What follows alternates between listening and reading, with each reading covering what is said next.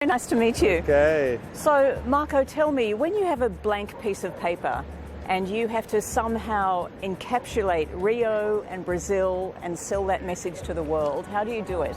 Well, you have to work. It's a group. It's a teamwork. So what you do is you look around for the best possible creative minds that are in Brazil, and you start to do workshops. And so in this case, we hired great cinematographer Fernando Meirelles, which won Cannes and did some beautiful movies, and our curator Daniela Thomas, and Andrusha Warding is a very pop guy.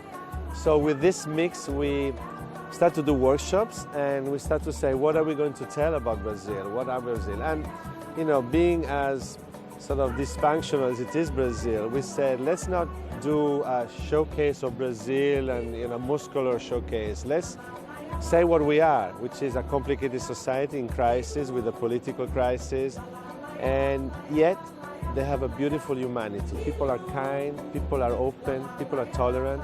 There is all tone of skins living together, so that's something. And also, the second point that we worked around was, since the budget was not grand, we had to deal with a very complicated topic, which is sustainability. And we said, we have the last garden in the world, we have to protect it. So in a way, let's use this opportunity of the Olympic ceremony, reach everywhere, to speak about how to take care of your garden, so giving a sense of hope about it. And that is based on the lesson of Sebastián Salgado, do you know, the famous photographer, which he replanted 3 million trees and recreated a microclimate that worked in the area that he went on, this Brazilian. So with all those things combined, but with beautiful Brazilian music and always a smile, because people here smiles a lot. It's interesting that you don't shy away from the negativity of the society, and a lot of the reporting in the build-up to Rio has been very negative, which will probably be overshadowed once the sport begins. But in that honesty, do you expect the rest of the world to have some empathy?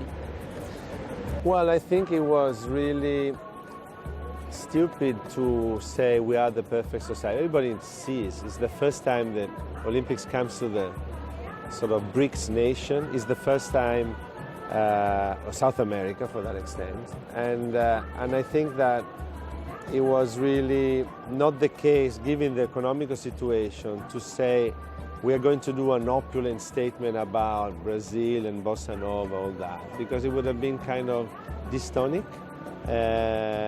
So I don't know if it's to gather empathy. I think it's to say we are who we are. So let's not fake that we are not. We are in this like Ipanema dream. It's not.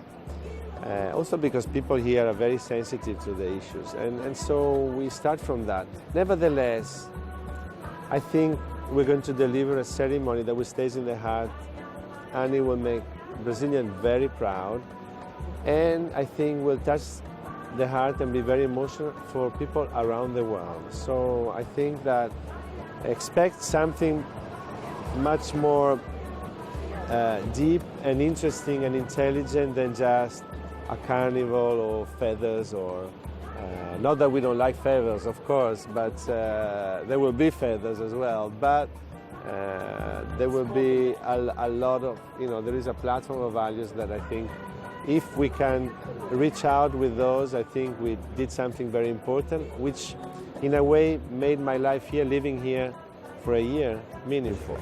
So when you look at other ceremonies, ones that you've worked with and ones that you haven't, what is the key to making a successful opening ceremony? If you look at maybe Beijing in 2008, London 2012, what stood out was the Industrial Revolution. There are images that stay in your mind. And how do you do that, and what image do you want to stay in the mind after the world sees Rio? Well, we are obliged as producers to deliver at least 3 or 4 images that will stay forever. I remember Sydney, several actually, with our friend Rick Birch. But I think that the The interesting thing about Olympic ceremony that they're always beautiful and they always speaks about the country in such an important way. And this work on identity and about, you know, looking for elements that can make people proud is, can you say that Athens was the most beautiful ceremony ever in a way? Beijing was majestic, astonishing, with all this play of synchronicity and beauty and modernity that really enchant the world. But then London with this wit and intelligence and humor, and Sochi with this muscular, you know, remembering of Mother Russia.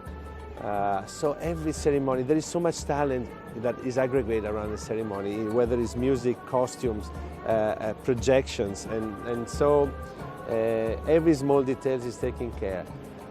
What do I have? What I hope? I think that I want people to say Brazil, even though is not, you know, in an ideal situation, can teach us a lesson about tolerance and sustainability that is very useful for the next generation, and is giving it through a sense of hope and not a sense of, oh, everything is going to collapse. And I think that's, so there is a message of hope starting from the difficult moment that the world is going through.